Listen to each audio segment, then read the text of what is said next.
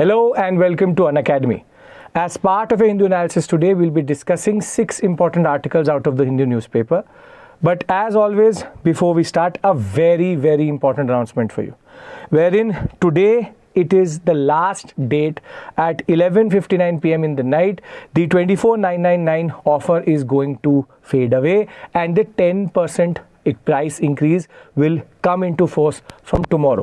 So if you have ever considered us as a way of your learning and as a guided program, maybe the window is closing within the next 24 hours. So make sure that by today 11:59 p.m. if you've ever considered us, this is the right time to take it, a 15-month subscription for 24,999.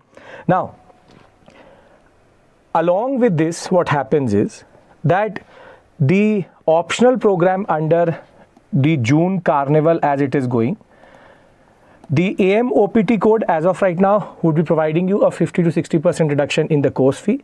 And with this offer going away with regards to the June 30th 24,999 offer, what will happen is that the June Carnival for optional is also going to end.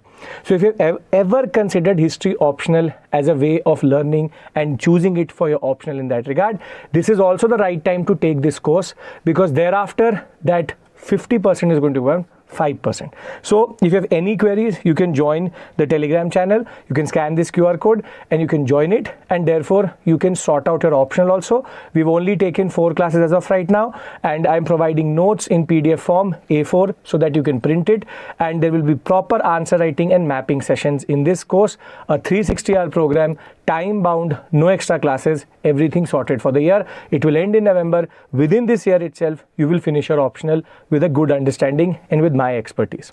Okay, with this, let's start our discussion. And I think no discussion is possible without this image. The image which we got yesterday from Barbados, 30 runs in 30 balls, and everybody had lost hope. And finally, the Indian team has pulled off and won an ICC event. So well deserved. We deserved the World Cup in India also when it came to the 50 overs format. But this is redemption. With this, we also have the retirement of Virat Kohli and Rohit Sharma, both from T20s.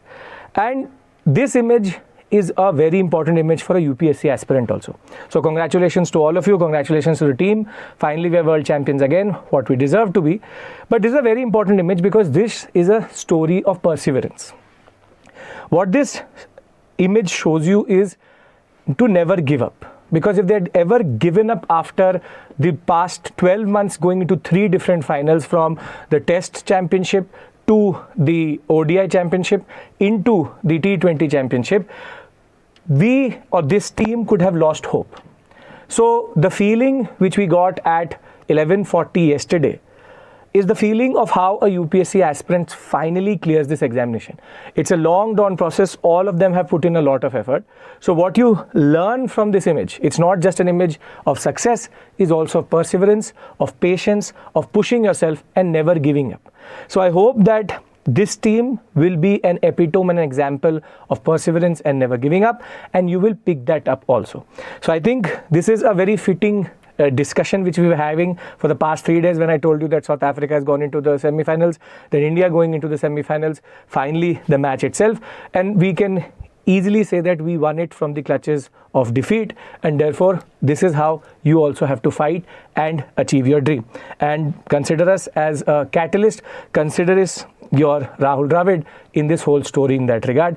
We can give you the expertise to clear this examination without putting in so much effort, but surely they are an epitome of perseverance and patience. Okay, with this, let's look at the 2 questions which I gave you yesterday. A lot of you have answered the question. Most of you have actually skipped the first question and given the answer for the second question only. This is a very interesting question, which is, consider the following statements with reference to sacred assemblage of Hoysalas. The Chennakeshwa, the Hoysaleshwara and the Keshwa temple are dedicated to the same deity. Chennakeshwa, Hoysaleshwara temple were commissioned under patronage of King Vishnuvardhan, and all 3 temples are geographically located on rivers. A lot of you who have actually attempted this question have got it right. Only one statement is correct here. See, not all of them are river banks. They're not on river banks. The Chennakeshwara is on the Yakchi river. is on the Yakchi river. On the other hand, the Keswa temple, as I discussed yesterday, is on the Kaveri river. However, the Hoysaleshwara temple is not on a river but on a lake called the Dwara Samudra lake. So this statement actually becomes incorrect. On the other hand, are they all dedicated to the same deity? No. Keshwa and the Chennakeshwa are Lord Vishnu. However, this is Lord Shiva. And therefore, this statement also becomes incorrect. However, Chennakeshwa, Belur and Hoysaleshwara helibed both were commissioned by the same person, Vishnuvardhan. Therefore, that is the right statement. Now, the second one was meteor is a piece of space debris which has reached the Earth's surface. Meteorite are rocks which are in the outer space and are part of the larger asteroid belt. Here, most of you got it totally correct that it is two only. It is not a meteorite. It will be within ITE. Meteorite is a rock which has actually reached to the surface. It is a meteor when it is burned up in the atmosphere itself. So a lot of you given the right answer. It's quite encouraging. We've been doing this for the past 4 days, and for example, Akanksha Tyagi got both the ones correct. One of you asked me this question, how to get the PDF of this lecture. There is a Telegram channel link in the description box of the Unacademy IS English channel. There is a 5-question quiz which is also pushed in after 1 hour of this session, and you will find the PDF also there. So the answers mostly are correct. A, B, it should be A for the first one, B for the second one, and I think most of you have given it correct. For example, here, all of you, most of you have given it correct. Some of you have actually only attempted the second one, but I hope that you will learn. For example, Chandraprakash, BB, no, AB. There are not 2 statements correct, but only 1 statement correct. I like the way some of you also give the explanations of why you're writing that. That is also quite good in that regard. So, with this clear, the both questions doubts are cleared, we can start our discussion for today. What are the 6 topics we're going to consider? As I said, because it's a Sunday newspaper, there is no editorial. We have something called the FAQ section. Out of the FAQ, I'm taking at least 2 topics. Other than that, smaller topics, but all are relevant, quite interesting that way. One related to infectious diseases, GS paper 3. Then the Teesta treaty, a certain development which happened on 22nd. Thereafter, the inStem fabric, again GS paper 3, important that way. Then a tussle which is going on over Covaxin. 2 simple but interesting developments. This is actually related to the meteorite and meteorite shower, what we discussed yesterday, wherein because of 100% thinner atmosphere, a lot of meteorites reach the surface of Mars, and there is now a consequence. We'll see what is that. So with this, let's start our first topic. I hope all of you are comfortable. Good morning to all of you. Okay. So first things first. When we talk about diseases, the most important element in curing a disease or anything around it is diagnosis, which is once you go to a doctor and you tell him or her the symptoms that I have, for example, I have, for example, fever, etc., fever, headache, this and that. The doctor will try to understand the symptoms properly, and through the symptoms, he will come to a diagnosis that I think you have common cold, I think you have malaria, dengue, whatever it is. It is the list of symptoms from rashes to fever to headache to running nose to sore throat. All these are indicators of diagnosis. But in multiple cases, just the symptoms are not enough. And that is why you would have seen that as much as you would have an oral understanding, they will also send blood work, which is pathology, which is they send the blood to a clinic through which they are going to test you for a plethora of viruses, bacteria and parasites, or even protozoans. Now, once the blood confirms, for example, you had fever, headache, and you were feeling extremely thirsty, you had a little bit of rashes. Now your blood goes, the doctor suspects that it is more than common cold. He thinks that it is most probably dengue. So he suggests a dengue test, and the blood pathology confirms that you have dengue. Now in that case, the pathological part, which is the blood part, is quite important.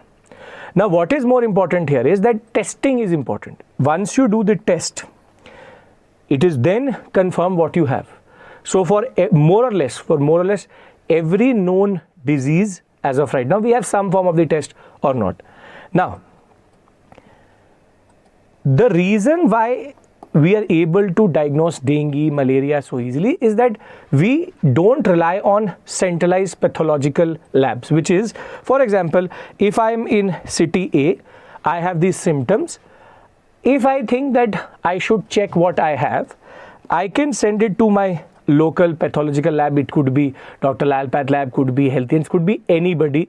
There are multiples now, thousands of them in every city, localized. Also, you have what we call as pathological labs, and further you also have one more option, which is to go to government hospital. They will also take your blood and do the tests.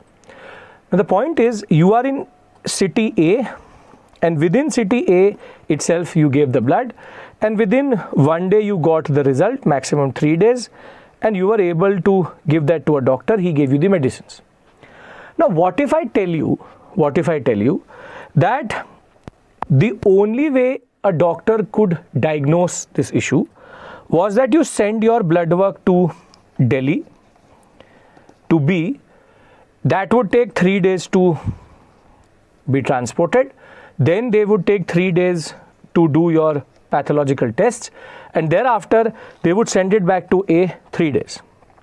Now a 1 to 3 day time scale has become at least a fortnight. That ways, this is where the concept of centralized and decentralized testing comes in. Pay attention to these words, because centralized testing is not something good. For example, imagine in COVID-19, if every test which was done had to be taken to Delhi or to Mumbai or to Chennai or to Bangalore or to Madras, or rather to Chennai and to the other metropolitan cities, it would have taken a lot of time to actually ascertain if you had COVID-19, and in that context would become a risk in that regard. So one is diagnosis, and diagnosis is based on the idea that you need to do tests, and test, because in India we have in a way democratized testing. We have thousands of decentralized testing agencies and institutions and companies. They will do the test for you. Now what this article actually points out is that when it comes to the emerging infectious diseases such as Zika, such as Nipah, there is no decentralized testing. And the irony of the story is, if you look at dengue and Zika, the same mosquito, both zootonic, that is, the same mosquito, Aedes aegypti, the Aedes family of mosquitoes and the flavivirus family of viruses, both are very similar, same mosquito, same family of virus, and therefore Zika testing and dengue testing is the only way through pathology that you can make out there's a difference. If I show you the symptoms, on the face value, the symptoms are also quite similar in that regard. With regards to in dengue, you have mild fever, skin rash, headache, muscle pain, nausea, vomiting. Here again you have mild fever, skin rash, headache, joint pain.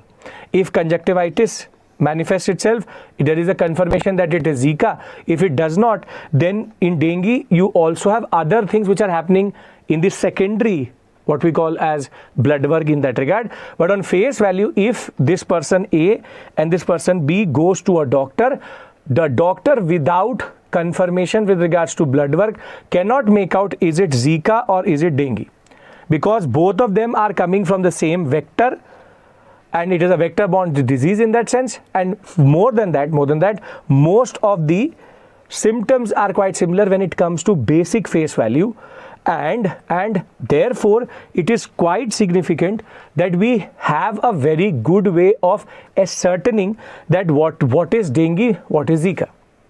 Now the problem which is happening in India today is, though we have dengue virus tests decentralized and we have it in every nook and corner of India, Zika virus testing only happens centrally.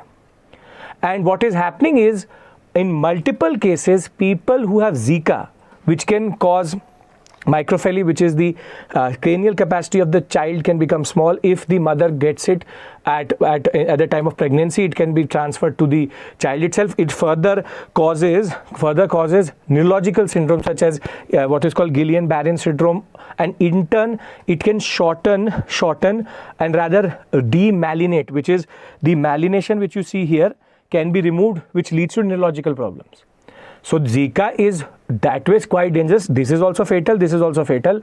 Fatality is more in dengue in that sense. But the problem is, doctors are treating Zika with dengue, what we call as medicines, because they are not able to decide or not able to figure out if it is Zika or dengue. And dengue can be confirmed locally. Zika can only be confirmed when it is sent to a major central pathological center of the government, which can take close to 10 to 15 days. And that is what is happening in Kerala as of right now. 3 cases of dengue, suspected dengue, have turned out to be Zika. And Zika is spreading in India, but we have no idea itself.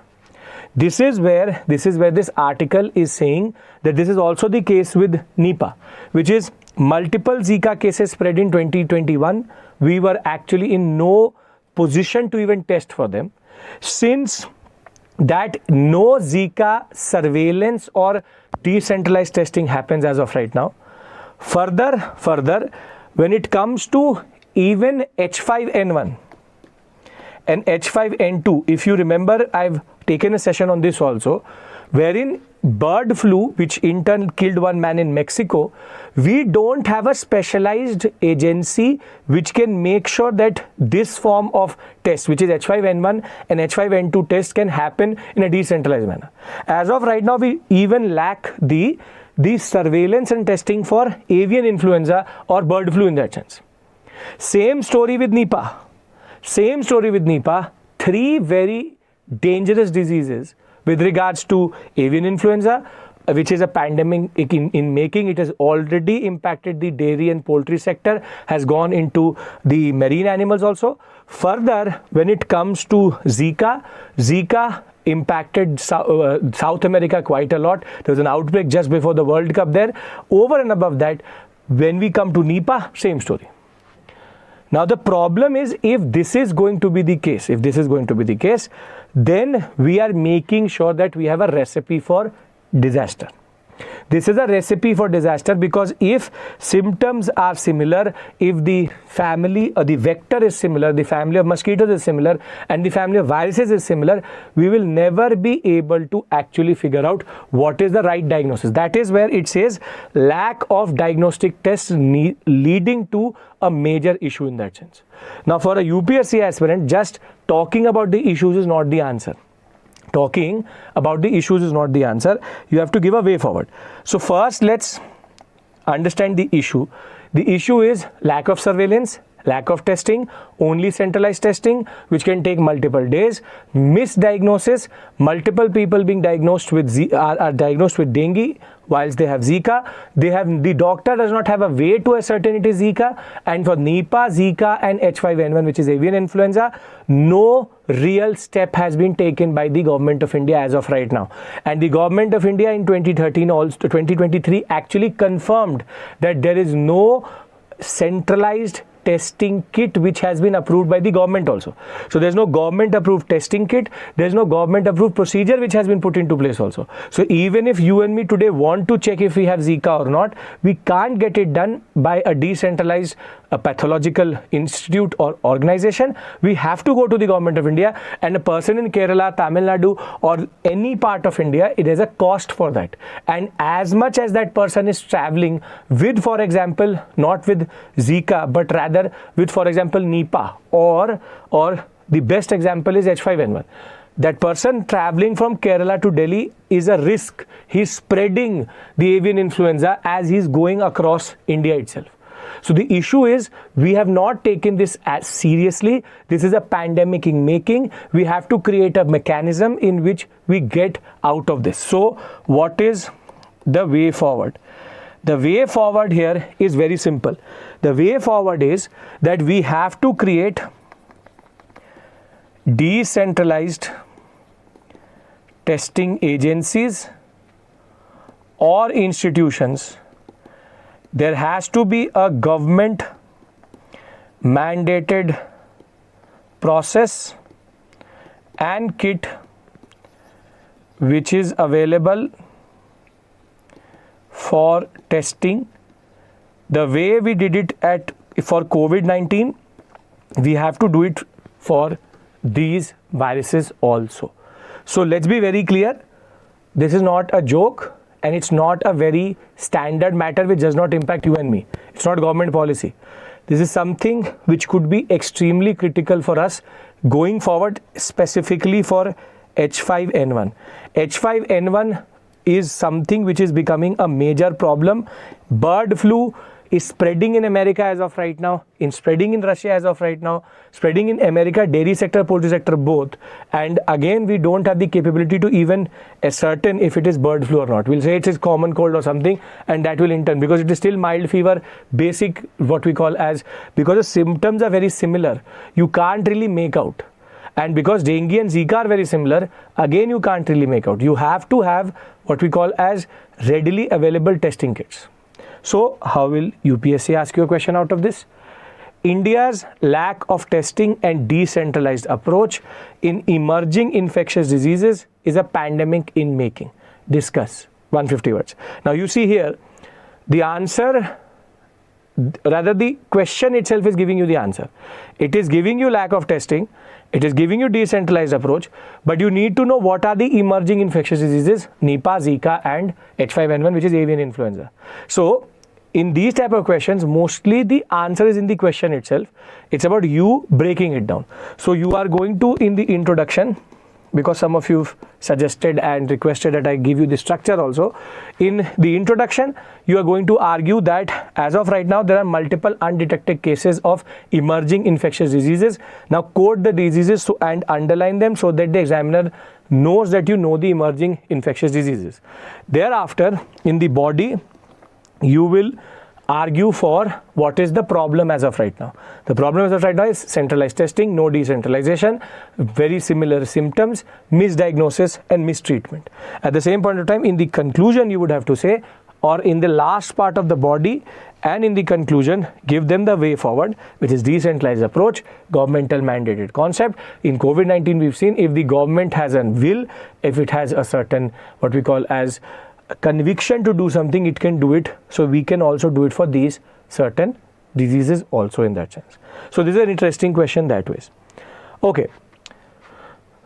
Moving to a issue which has plagued India-Bangladesh relationships for now close to 2 to 3 decades. And the problem is that there's a major disagreement between the center and the state and India and Bangladesh over the Teesta river itself. Now first let's understand the basics here. I'm not assuming where you know that where Teesta is. Teesta that way is one of the tributaries of the Brahmaputra. Is one of the tributaries of the Brahmaputra. It originates in Sikkim and thereafter it flows through Sikkim into West Bengal, the chicken's neck, and thereafter enters into Bangladesh. I'll tell you the details also from which district it does that. The statement which has created an uproar is that with the recent state visit of Sheikh Hasina, our Prime Minister has argued that a technical team is going to visit Bangladesh and discuss the conservation and management of the Teesta River. He's not talked about the treaty, he's talked about the conservation and management of the Teesta River. And this remark has sparked a lot of issues within West Bengal with Mamata Banerjee, who's arguing that how can you talk about, for example, conservation and management when in the upper catchment areas, no conservation and management is happening in India itself. So it would be fruitful that way to understand what is the basic static portion of the Teesta River in that sense. Originates in Sikkim from Kangse and Zemu Glacier. So it starts from here somewhere and thereafter it is a major tributary, its major tributary is the Ranjit and thereafter joins the Darjeeling Teesta Bazar sector. So at the Darjeeling Teesta Bazar sector, Ranjit joins the Teesta. Thereafter, at Mukhligunj in North Bengal, Cooch Behar. It enters into Bangladesh, joins the Brahmaputra. So the Brahmaputra is coming from this side and the Teesta will come from the north and join the Brahmaputra and becoming the major tributary to the Brahmaputra. For us, it leaves India after Mukhligunj. Now for Bangladesh, it is the fourth largest trans-boundary river, the biggest being the Padma, which is the Ganga in India in that regard. And the Teesta catchment area, meaning the place from where it takes the water catchment area, 83% is in India and 17% in Bangladesh. So most of the what we call as volume of water is picked up in India rather than in Bangladesh. And 2,700 square kilometers in Bangladesh. This is very important for irrigation. 10 million people, 14% of the Bangladesh crop, and 1 lakh hectares and 5 districts in India in that are actually quite dependent on the Teesta. So Teesta that ways is quite significant because both Bangladesh, the upper what we call as northern Bangladesh, and the Chicken's Neck, this river is extremely important for the irrigation processes and what we call as agricultural or agrarian economy. At the same point of time, there are multiple hydrological or hydroelectricity power plants also which are on the Teesta river. Now, one of them was in the news because when in Sikkim the GLOF happened, which we discussed, which is the concept of glacial lake outburst flood, Teesta Barrage 3 or Teesta Hydroelectricity Dam 3 was breached, which in turn led to a lot of downstream flooding also. But the argument which Bangladesh gives is because India has multiple projects from the Teesta Barrage to the hydroelectric power plants on the river itself, there is a very erratic nature or a very uncertain nature of volume of water in the Teesta in the lower riparian state. The upper riparian state we are, in the lower parts of this river, the problem is the flow is extremely erratic, is extremely varying. Now, therefore, there was always a call that we have to decide, much like the Indus Water Treaty, the volume of water, how much is the way we divide each other's share. So the concept was that in 1983, before that the argument was that Bangladesh should get 50% of the water and India should also get 50%. But India has always claimed that we should get 55% because the catchment area and the districts are quite important that ways. In 83, we went in with a primary deal with Bangladesh, and the idea was that 39% India will hold, 36% Bangladesh will hold, 25% will remain unallocated. That will be seen according to the deal itself. This went into limbo because the share of Bangladesh was much lower than what it was expecting. And in UPA 2, there was an attempt in 2011. Delhi and Dhaka tried to have an interim arrangement for 15 years, under which the idea was 42% and 37.5% and unallocated based on the hydroelectric power plants. What happens is because it was from 39 to 42.5 and still 55% claim was not taken into consideration, Mamata Banerjee at that point of time, a partner of the coalition, walked out, and in turn this whole Teesta project went into limbo and there's no real development since then. Now the question is that 26 projects with 50,000 megawatts is based on the Teesta, and Bangladesh is arguing that the Teesta Barrage project and the Sikkim hydroelectric project in turn are reducing the flow. Now, India and Bangladesh have no agreement as of right now on this. This has gone into limbo. This was never taken into consideration.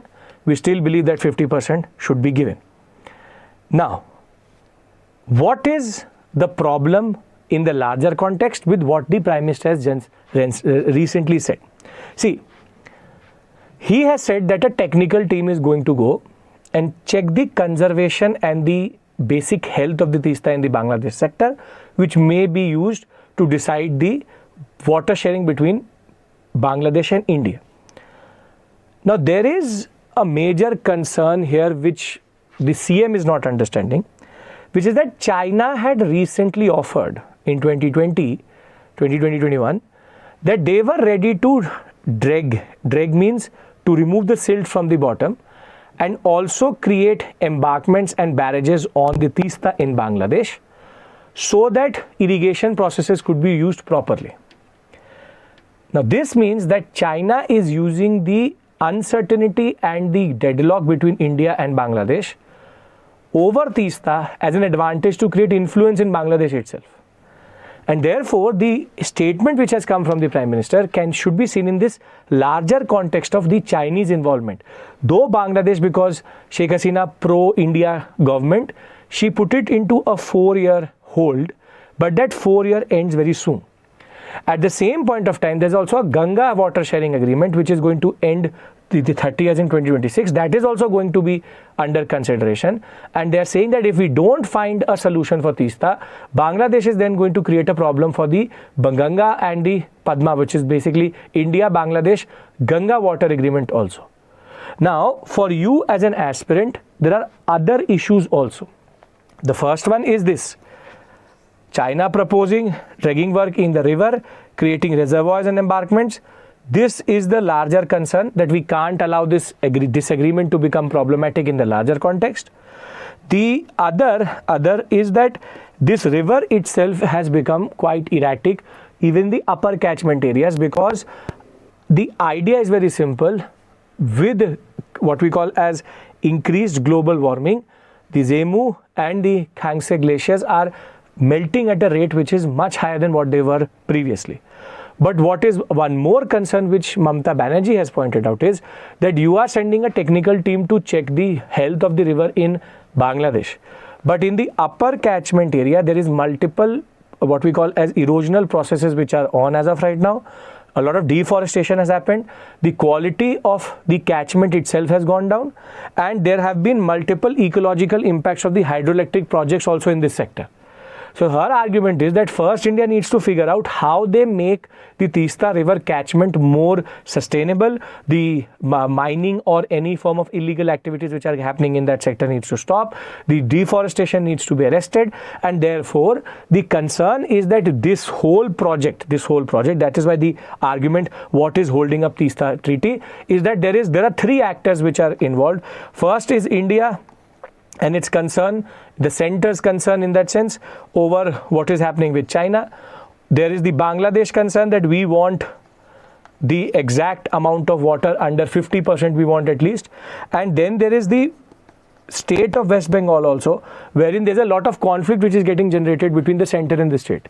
Because West Bengal is saying that first figure out how Teesta can be saved in India through a technical team, then send it to Bangladesh to check if the lower catchment area, the lower riparian state is getting it or not. So though there is no substantial point in this article, to be very honest, in FAQ articles you have a lot of substantial, very what we call as good points to be written in the examination. This one is vague. It tells you the issue, it is not telling you the way forward. Now, but we can't leave at way forward without a way forward. So let's write a way forward. The way forward here is very simple. All stakeholders have to come together. Meaning this conversation cannot happen with regards to just center and Bangladesh. West Bengal, some expert has to be taken into that delegation which goes to Bangladesh.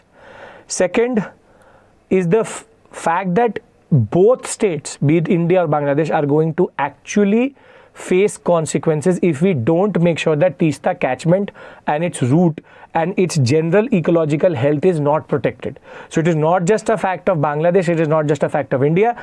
We have to protect this river. So there has to be policy intervention with regards to making sure that the Teesta river catchment area, as pointed out by Banerjee, has to be sorted out with regards to proper conservation attempts and conservation projects in this sector. Third is, in the context of China, we should be ready to be flexible, and therein the center disagrees with the state in that regard. We have to make sure that this should not become an entry point of China into Bangladesh.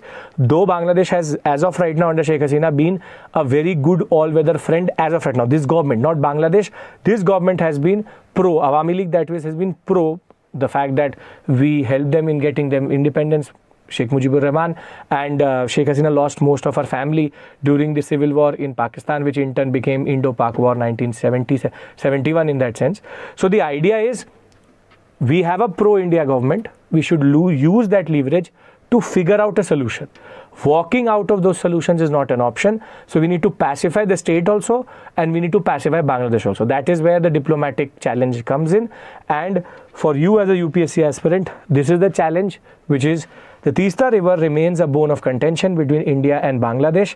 Explain the issues and concerns around this river. So you have to talk about the Teesta River issue. Talk about the project. I've given you enough fodder for that in that sense. You can start by arguing the recent statement. Then in the body, you can talk about the concept of how the river goes from a certain sector to a certain sector, hydroelectric power plants, and you can talk about the 1983-2011, two different disagreements which happened, and how the China angle comes in, and therefore conclude with the way forward which I've given you. Now, with this, let's move to again science page which comes on Sunday. A very interesting development, and this may be very, very critical for our farmers.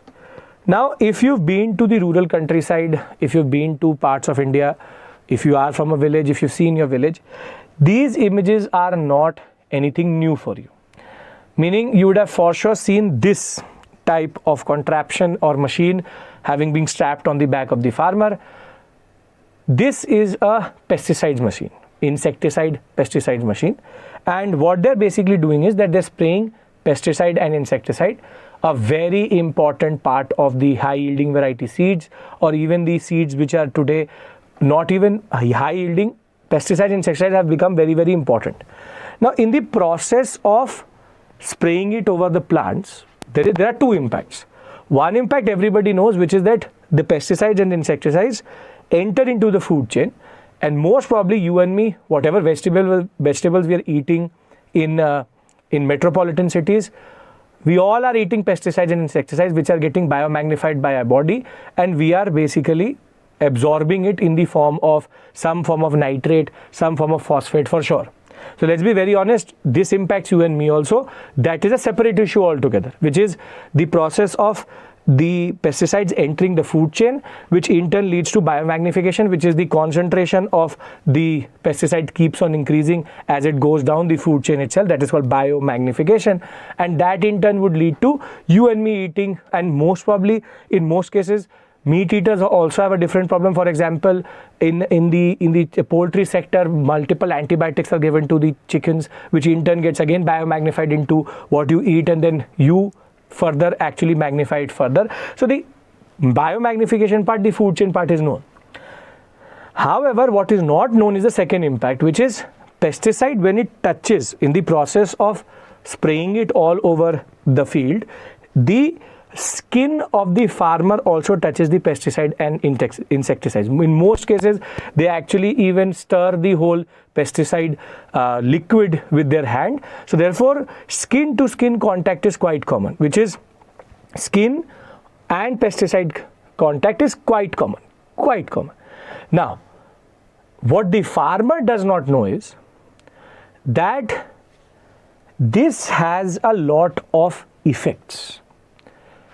See, the people who work with pesticides, when the pesticide in its true form hits the skin, it gets absorbed by the skin membrane. And what happens is phosphate-based, what we call as pesticides, enter into the bloodstream and can cause serious damage to the farmer's health. From neurological issues, to even hormonal issues, to vomiting and nausea, to actually tangible impact on liver and kidney. Kidney liver failure is quite common in farmers because of this itself. Further, you can also have genetic mutations which can then be passed on to the children. You have mental cognitive disimpairment. Skin and eye damage is the most tangible in that sense. But all of these issues actually develop over a period of time, including cancer, and the farmer obviously does not have the capacity to get it diagnosed or go to the doctor also, and these are very, very specific diseases at a very later stage or at a very high a stage at which the farmer can't do anything, it is caught. All of this is just because the pesticide, there is a certain contact with pesticides. Now in that context, the Stem Cell Science and Regenerative Medicine inStem Institute in Bangalore has found a solution. See, first they had found a gel. If applied by the farmer, even if the pesticide comes into contact, that gel would neutralize the pesticide. But they saw that that would lead to very poor compliance, because most probably a farmer is not applying a gel. So what they've actually finally developed is, and a very important development, a fabric which is anti-insecticide or pesticide, which is any form of organophosphate based pesticide, which is the most common one. If I'm wearing full shirt, it's actually a cotton fabric through which you can make a shirt, and that has been soaked in a certain chemical which can neutralize, which is non-harmful, non-lethal to the person, but can actually absorb the pesticide and neutralize it. This is a very, very important development, a very significant development that way, because this could be the new future of how fabric-based protection is there. So the fabric attacks the pesticide molecules, breaks it down, the pesticide is deactivated, and therefore what happens is that then the fabric basically protects the skin of the farmer. If he wears a glove and a mask and wears this type of what we call as fabric, he will actually not come into contact in first case. Now the idea was, if it washes off in the first wash itself, it makes no sense. So what the idea is, the fabric can retain this property for at least 150 washes, which is quite a lot, and can be reused after even 50 cycles in that sense. It's a peer-reviewed what we call as technology. This could be a future, and I would rather say the government of India should make sure that this is given on a subsidized rate to our farmers as quickly as possible, because it could be quite significant that way. Could be quite significant because fabric and anti-insecticide pesticide properties could be the future. So we all don't care about these things. We rather also get affected by it because we eat all of this. But the idea is the farmer itself is dying because of certain processes which lead to food production. So rather than having standard clothing, this fabric should be provided. So this is a encouraging development. I hope that we will be able to do everything properly. We'll be able to do everything properly. Okay.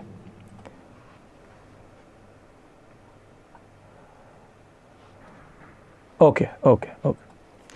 Now, a practice question. Pesticides not only impact the food chain, but also the farmer. Discuss. Now this question is quite significant that ways, wherein you can develop a good answer, which is you have to talk about the recent, or rather you can talk about pesticides generally, how is it important in agriculture. Thereafter you can further also talk about as a concept the way it enters the food chain, because it is talking about the food chain also. So impact of food chain should be talked about, but at the same point of time, farmer angle is something which you can only understand from here.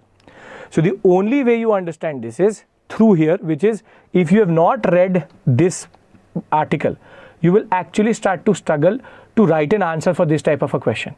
So please do make sure that you practice this question for sure, because you have to put this on paper, that food chain is biomagnification is known to everybody, but farmer based impact is also something quite significant which needs to be taken into consideration. That was quite significant. Now before I go to the next topic, which is the Covaxin IPR issue, one very important announcement for all of you. Generally, if you remember, I did this yesterday also. Conquer Mains, the quality enhancement program, is starting from tomorrow, which is the 1st of July.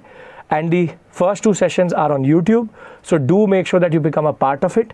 And that program is going to be very important value addition to your answer writing. We also had a masterclass of economics answer writing yesterday on this channel. Today I will be sending you, or rather I'll be with you on YouTube with regards to how to write a good answer in history. So I'll take 3 questions, one from modern, one from art and culture, one from world history, and I will demonstrate to you. So history masterclass on how to write a good answer for mains. My mains answer writing is a skill. We'll develop that also.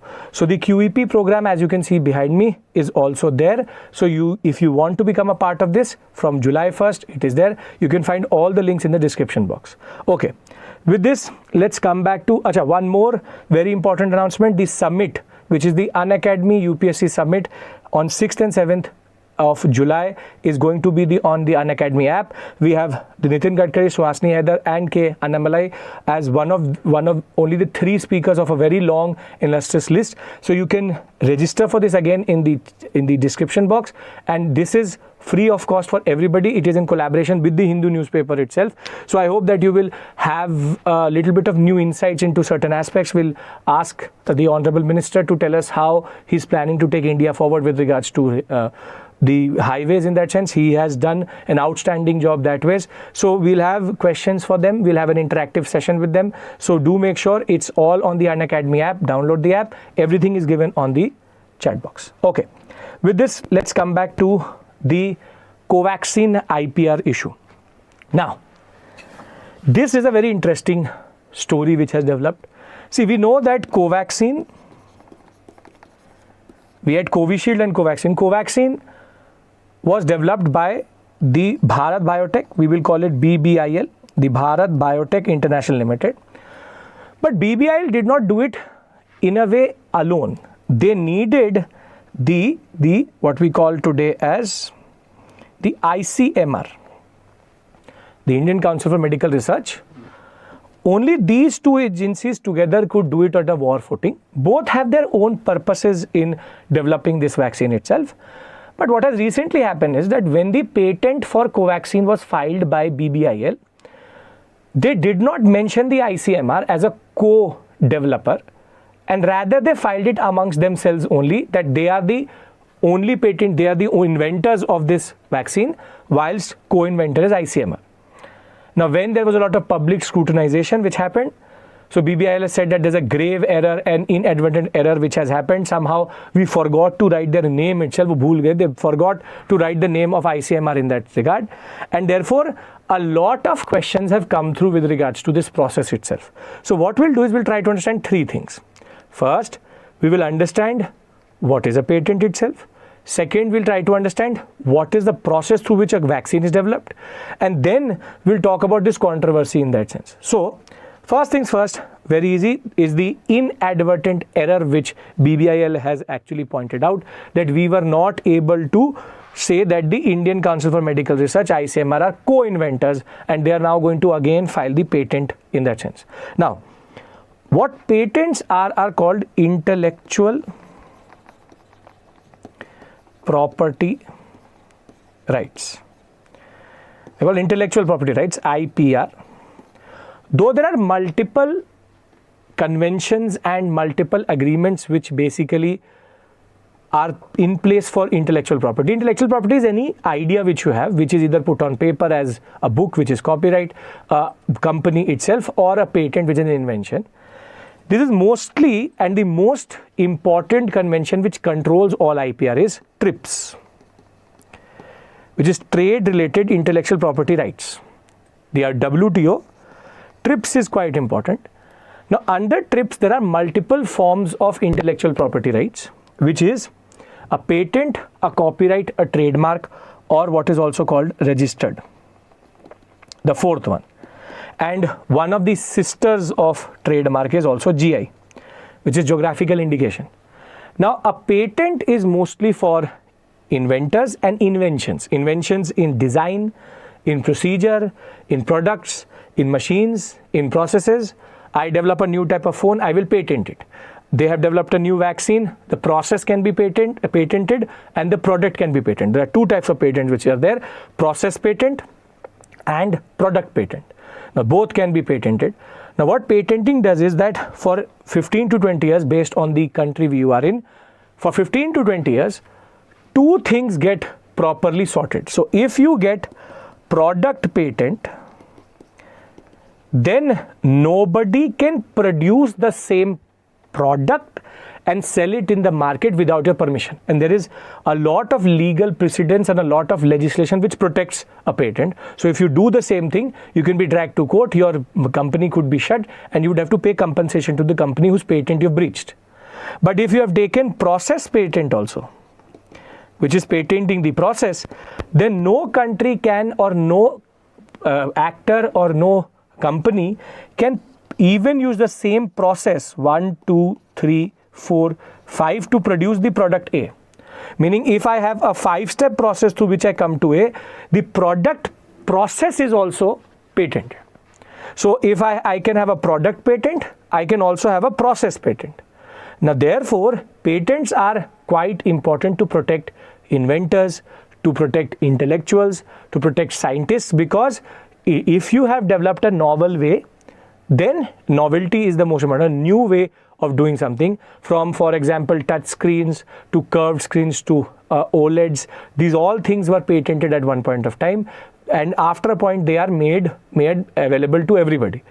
Vaccines, and there was a vaccine war in that regard with regards to patents, where Pfizer or Moderna were not ready to give us the vaccine, saying that the process is patent and the chemical composition of that vaccine is patented. That is called the way of the vaccine wars which were happening during COVID-19. We all were witness to that in that regard. But the question which remains is, when it comes to patents, the process patent is considered more important, because if the process is protected, the product automatically gets protected. One more thing which a lot of pharmaceutical companies do is, it's called non-obvious change. See, if they make an obvious change, then you can't patent it. For example, I had a composition of XYZ which I patented as an anti-cancer pill, or for example, an anti-TB medication. Now what I do is, once the 20 years is ending, what I do is that I make it XY. From XYZ I make XZY, meaning I just change the basic composition ratios, and now say that I give me a patent for another 20 years. Now in that context, when it becomes an obvious change, you cannot be doing any form of patenting. The patenting authority will say that it's an obvious change. So it should not be an obvious invention. It should not be, for example, a spoon cannot be patented, because it's an obvious thing which exists already in the human mankind culture in that sense. So obvious changes cannot be patented, meaning what is called evergreening.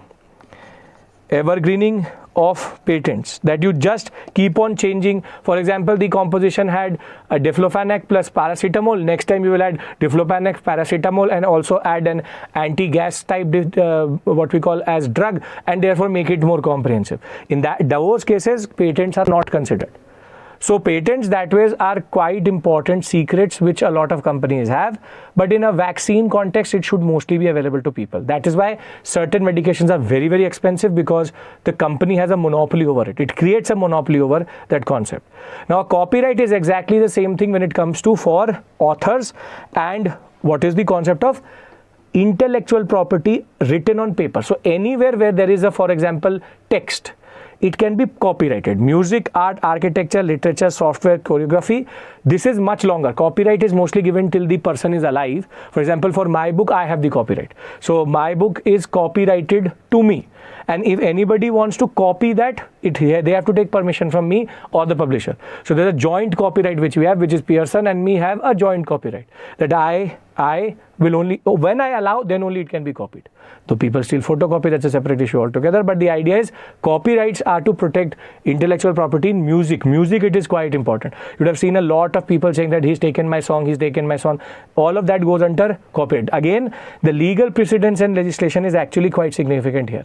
Third is trademark. Trademark, you have, for example, seen, this is a trademark. The name Unacademy has a small r which is registered, because it's a registered company. Companies get registered, and what you see here is our trademark, which is no one else can use this type of configuration, and it will say TM small here. So nobody can use this exact design, because it is R in that sense trademarked. So it is for brands, it is for phrases, it is for symbols, And this is indefinite production, meaning this symbol will remain in Unacademy whilst Unacademy remains forever.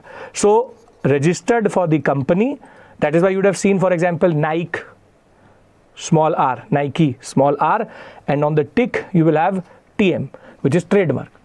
So these are the four, and GI is geographical indications, which is basically a much milder form of trademark. It is given not to a person or to a company, it is given to a region. Geographical origin in turn means that it gives it a certain property, and that property in turn allows it to become what it is, and its uniqueness is because of that geographical origin. That is why GI. So in all of this, now we need to understand that you understand patents. In India, both product and process patents are there, and it gives a monopoly to the inventor of the drug. Now in the case of Covaxin, I will leave it to your judgment that can we call the ICMR labs co-inventors or not. So the first process is that the virus needs to be extracted from the blood, and it has to be made into an inactivated one, meaning they have to kill the virus in such a way that it can produce a immune response but cannot give me COVID-19. So you can have two types of vaccines, which are inactivated ones, and you can also have the ones in which there is a similar virus introduced with the same genetic code, which gives this, it's about producing what we call as immune response. So you can have a killed virus inside me to produce it, or I can also have inactivated viruses with regards to how I get a response, or I can also have a virus which has the same genetic component but does not have the same impact on me. Covishield is on that side. Covaxin is inactivated. So virus taken out from the blood and now made into a inactivated virus which can be injected as a vaccine. So this process the ICMR does, obviously, because BBIL does not have the expertise. They will also develop the characteristics, understand the characteristics, and at the same point of time, the second step is going to be they will produce a serum. They will produce a serum, the first vaccine in that regard. But the ICMR does not have the capacity to produce it at an industrial scale. Because it cannot produce at an industrial scale, the idea is that therein lies the entry of BBIL, which is Bharat Biotech, where they will start to produce and distribute at industrial scale. Thereafter, once the vaccine has also been developed and is actually in circulation, there's a parallel process which happens, which is testing. Testing on rodents, rats, monkeys. This is to check if it is effective and if there are side effects or not. So rather we should reverse this process itself, which is only when the third process happens, then the fourth process can happen, which is the testing has to happen. But this again, BBIL is not capable. It is the ICMR which is capable of doing this. Now when the ICMR is capable of doing this, once they give a go ahead, then the BBI will produce it in industrial scale and it will go to the people. Now in this there's a cost. The ICMR is a government body. 35 crore rupees was spent for Covaxin in testing and in development. So BBIL said that we have to compensate the ICMR for this cost. So 5% share was given, royalty was given on every bottle sold of Covaxin to the people, to the ICMR.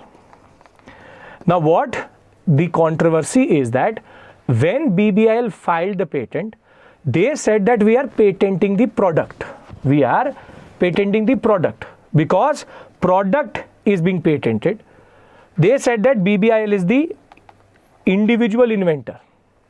On the other hand, as soon as the ICMR got to know it, they said first process is also ours, third process is also ours, second is also ours. So then how are you the inventor? So what the ICMR argued was, you cannot just patent the product, you have to patent the process also. And if you're patenting the process, then we also get involved. So the controversy here has been that this is now been said by Bharat Biotech that yes, we were doing an error by filing a patent to protect the intellectual property by only ourselves. We will now refile it with the co-inventors, but this gives us an opportunity to understand how it actually works. So for you, there are two types of questions which can come. I have given you a prelims question so that you can understand the concept of patents. Consider the following statements. This is question number 1. Patents grant inventors exclusive rights to use and make and sell their inventions. Patents protect the idea or concept behind an invention indefinitely. Which of them are correct or incorrect in that sense? You have to tell me which are correct. Only one, only two, both or none. Write the answer in the chat box. I'm going to then discuss if your answer is correct or not. You can find the screenshots for that as it is when the PPT is given to you on the Telegram channel. So I hope this is sorted for you in that sense. And please do understand there's no way forward here. There is no issues here. It's just that this gave me an opportunity to explain to you the process, how it happened, and the concept of patent, copyright, trademark, and registered. With this, we enter this two small questions in that sense. One, a very interesting thing which has come from the CSIR Calcutta, which is somehow it has now been argued that because Indians had an immunity for dengue, or we had been introduced to dengue, whatever you want to call it, our response to COVID-19 was different vis-a-vis Europe, where it was dengue is not quite prevalent. The argument which has been given is that because of Indians and most of the Asian sector having been introduced to dengue virus or the flavius virus, which is a different family than COVID-19, that's SARS-CoV, that's a separate issue family in that regard. But because we had antibodies for dengue, in turn, the death rate was lower because we had already been introduced to a much more infectious virus and COVID-19 was much more lethal, but our body knew how to cope with it. This is where this very interesting research is coming through. Let us see where it goes. That dengue may have helped stop the wave which we had in India in the second part, not in the first. The second wave we could have, or the early waves which were there, we could have, and that is why the mortality rate in Europe and America was much higher than in India. And therein lies somehow a bad thing has turned out to be good.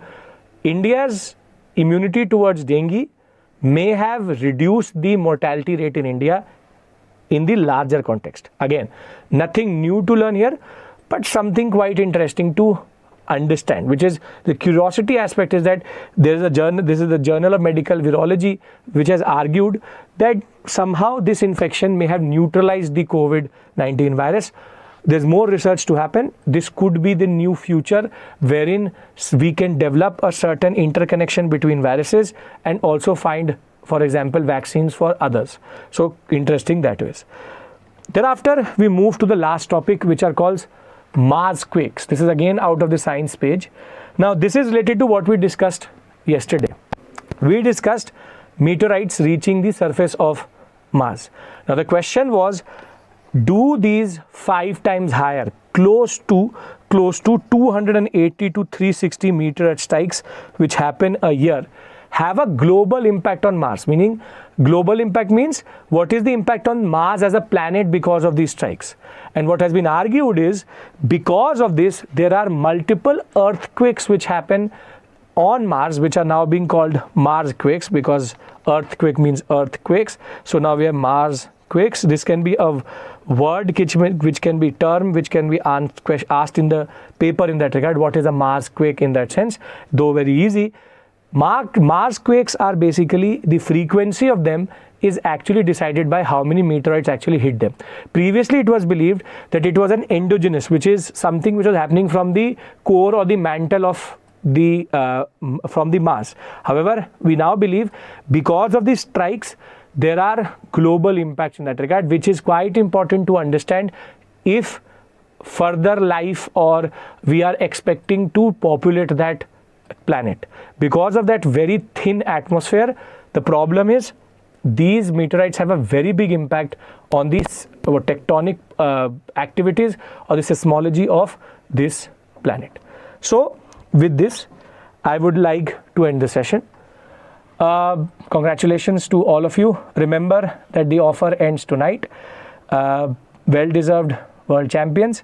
And do remember that this is going to end today at 11:59. This is the last time you can take it at 24,999. If you're considering history optional, you can also make sure that you join the Telegram channel and join the course. There is also a 50% to 60% discount on the course fee. As of right now, the link is given in the description box. And further, remember the summit. Do join it. Do register for it. Everything has been given as a link in the description box. Thank you. Take care. Bye-bye. Have a very good Sunday. See you tomorrow.